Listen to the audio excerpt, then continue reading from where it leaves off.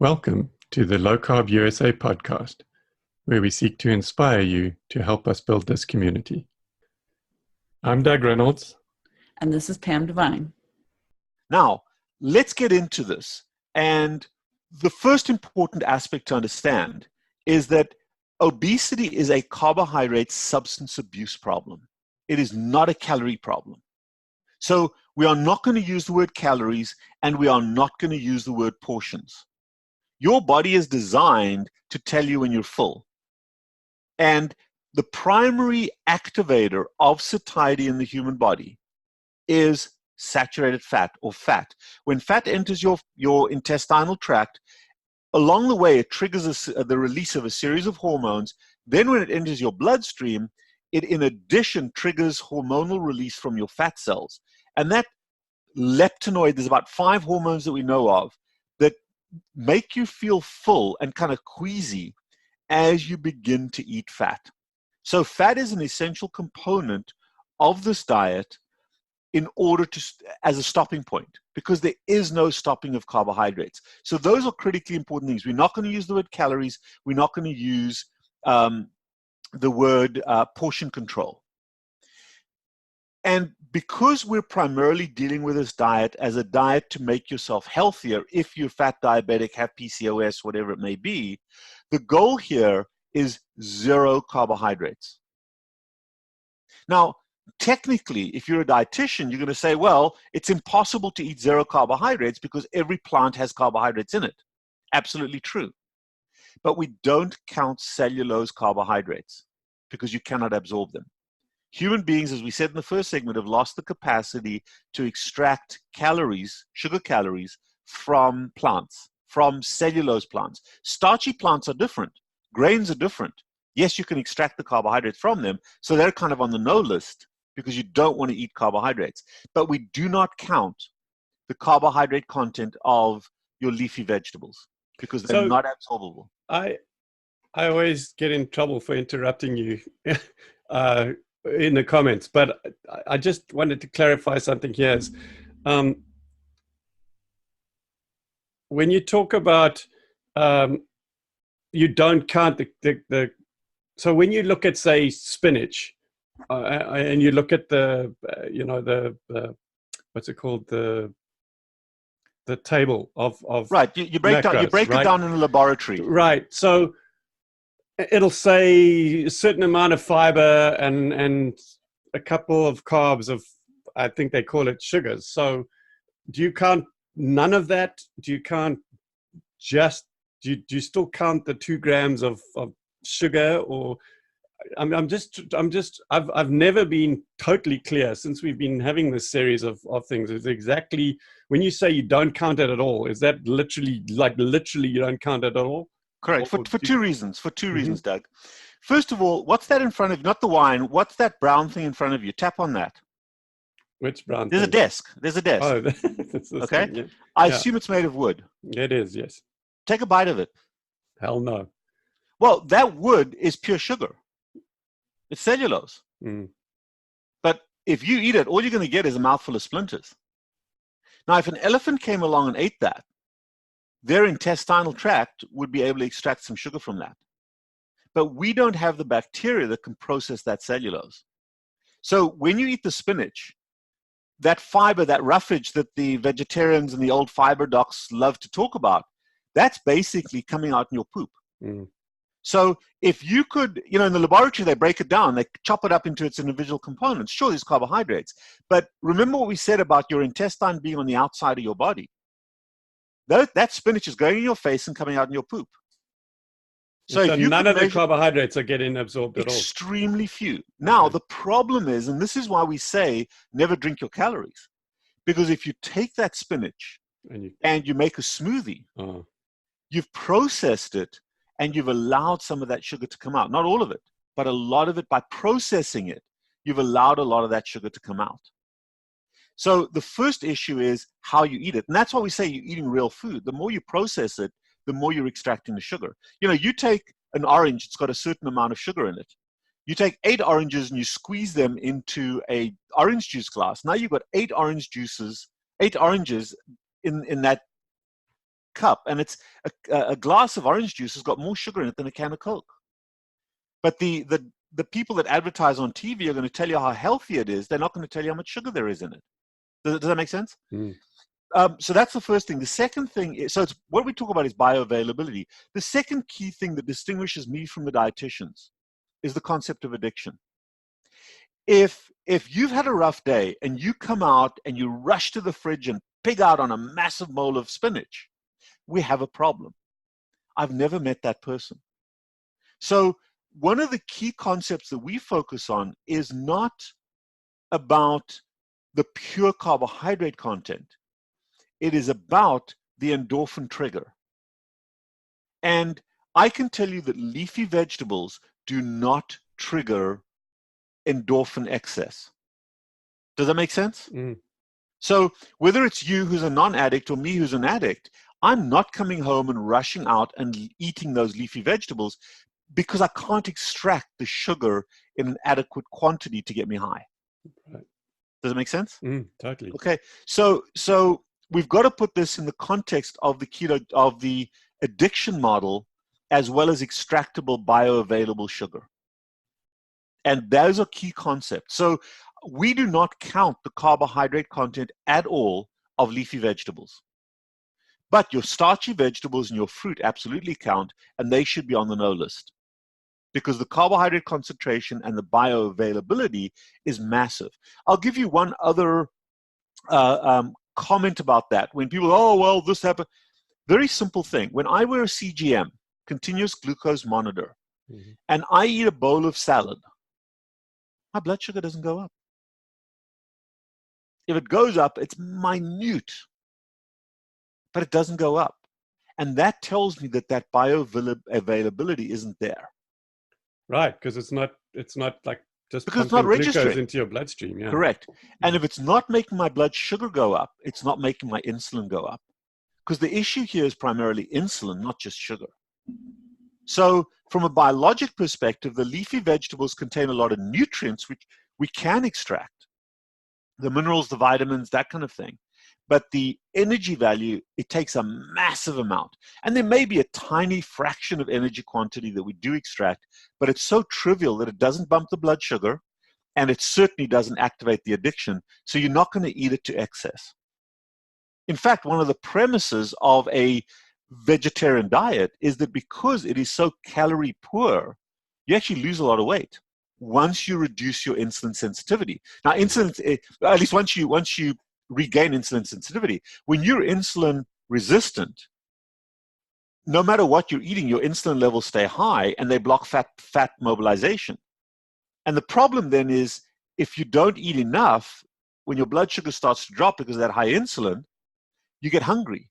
And people that are on a carbohydrate diet are eating repeatedly. I don't like intermittent fasting, but they're intermittently eating because their blood sugar is going down all the time, but they're insulin resistant. So when their blood sugar goes down, they can't access their stored fat because insulin blocks the mobilization of fat.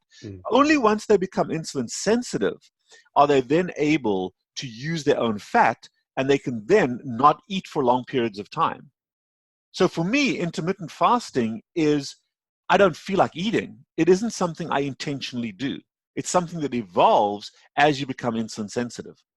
And I know Jason does it the other way around because of the population he works with. I like to ease into IF, not start there. But that's philosophy. That's based on populations that we deal with. Jason's working in Toronto with a lot of folks who are uncomfortable giving up their core starches. Right. In most of my patients, they're comfortable giving up some of the core starches at first. So the goal there is to understand biology rather than what you measure in a lab. Biology and human behavior are equally important.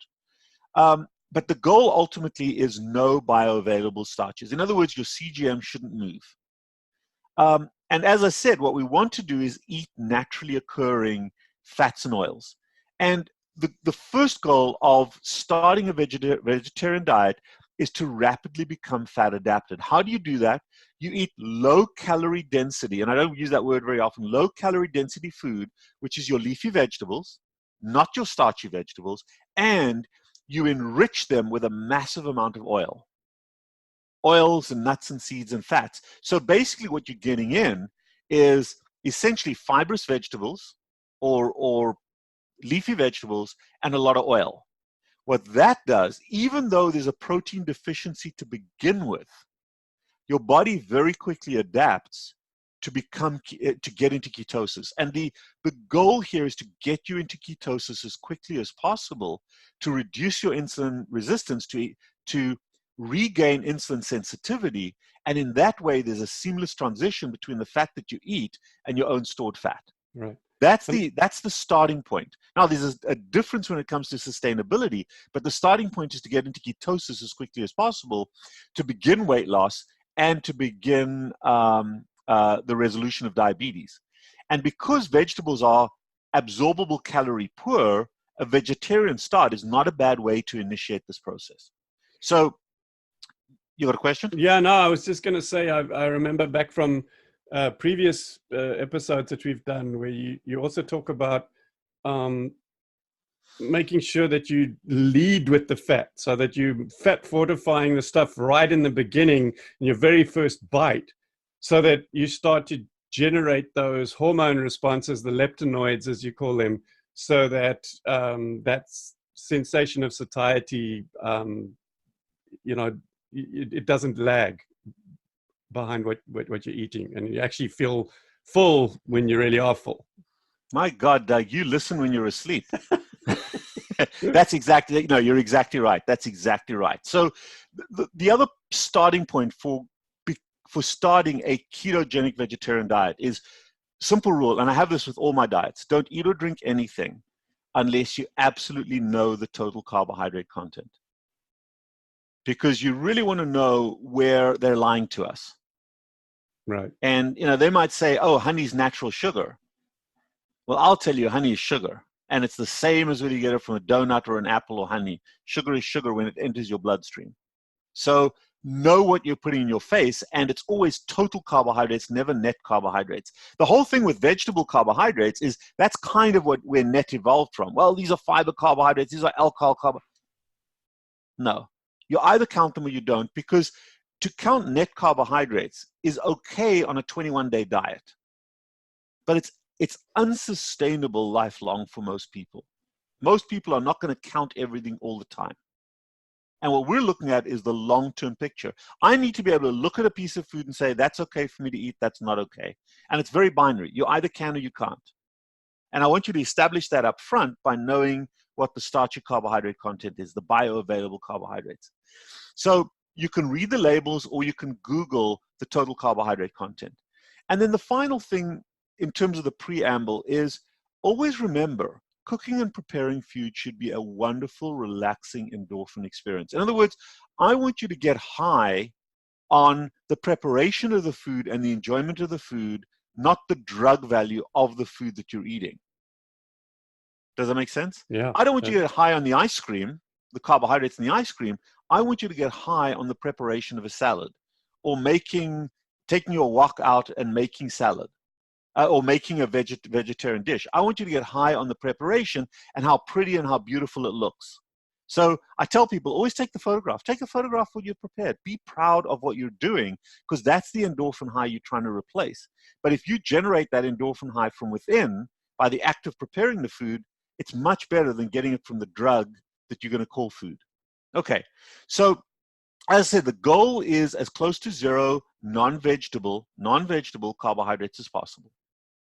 Okay, so non-leafy vegetables, the leafy vegetables don't count, but for the rest, you want to count everything, and it needs to be as close to zero as you can possibly get. Now, the truth is, there are some incidentals. If I'm going to drink a bottle of Gatorade Zero, there's actually one carbohydrate in Gatorade Zero. That has to count to my incidentals. And we want to cap those incidentals, and I'd never want the incidentals to go above 30. So the 30 is not an eat up to. It's not I've only eaten 5 the whole day, therefore I can have a chocolate chip cookie for 20. It's you want to be as close to zero as possible, but never above 30, even on the incidentals. Right, but it's not an allowance. It's not exactly right. It's not an allowance. Right. It's not an allowance. Good. So the issue with the vegan diet, the absolute non-animal product diet, the issue is a deficiency in essential protein, essential fat, B12, calcium, vitamins, A, D, E, K, zinc, and iron. So when we design a vegetarian diet, which is a move a little bit towards some of the animal products, the primary goal is to establish an adequate supply of those nutrients in what you're eating. You can still be almost completely vegan, but the supplement that we do is not from GNC or a vitamin store. The supplementation comes from certain renewable animal products. That's the purpose of introducing animal products, is to give us a complete edible diet from the earth, not from a shop. Okay? So those are the key things that we're going to supplement a baseline. So your basic diet is vegan, but we're going to add a few things to make up for what's not in a vegan diet. Does that make sense? Yeah. And remember, nutrition is a team sport. So to just take vitamin D or just take fish oil doesn't really count effectively. You need the other players together with that because of absorption. If you just take a vitamin D pill, it's never going to be absorbed because it's a fat-soluble vitamin. It needs fat. So you want to eat it with fat. Otherwise, you're just pooping it out. So that's an important concept that a lot of people that are into supplementation do not completely understand. Okay. That's the end of part 2. Keep a lookout for part 3, which will be coming in the next day or two. Or select the early access tier or higher on Patreon and get access to the next episode immediately.